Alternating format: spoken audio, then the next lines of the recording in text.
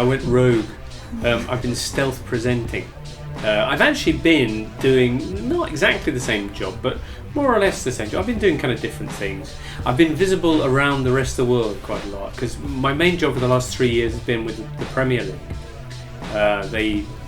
Without boring anyone, they provide programming for all the rights holders around the world, like Asia, Africa, North America, that kind of thing. So I've been basically doing shows for that output there. So I'm quite big in Thailand, but less so over here. Well, I see Milan going down the pan, and I do think that Napoli. I think Milan are a team that have been running on the momentum of the great team they used to be for a while, whereas Napoli are the opposite. They're a team that's building momentum, and this season's been remarkable what Benitez has been able to do there. I don't think many of the experts thought he'd go in there and have this kind of impact. They are definitely a contender this year. There are issues at the back, but nothing like the issues that Milan have got. And when you consider the players that Milan are going into this game without, both their first choice fullbacks and any kind of creative midfield general, Poli is out, Montolivo's out, Kaká is out, I think it's going to be a long dark evening for the Rossoneri.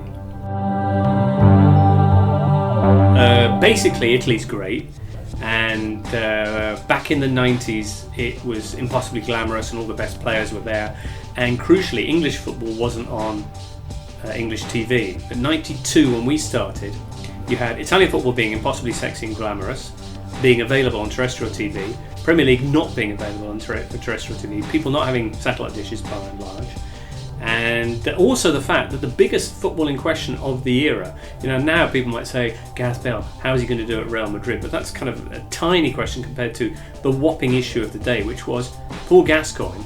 Is he one of the world's greats, and is he going to be able to come back from injury? Well, we were lucky enough to be there to see him return to football on the biggest stage of all, the ultimate test, which was to measure up against the Van Bastens and the Hullits and all these players in Serie A, which at the time was kind of the dream league.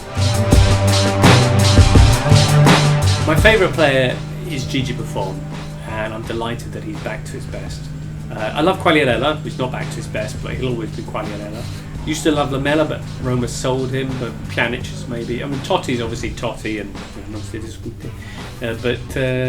Yeah, those would be some of my favourite players right now. Have they got a coup with him? Yeah, the guy is the best dribbler of football that I've seen in a long while. He's really, really confident, he's bold, he does the unexpected, makes things happen, unlocks the defence, all that kind of thing. He's only 21 years of age. And they've got Eriksen, who's obviously going to perform a very specific role there, but I think in terms of getting in behind the back four, all that kind of thing, I think Lamela's going to be great for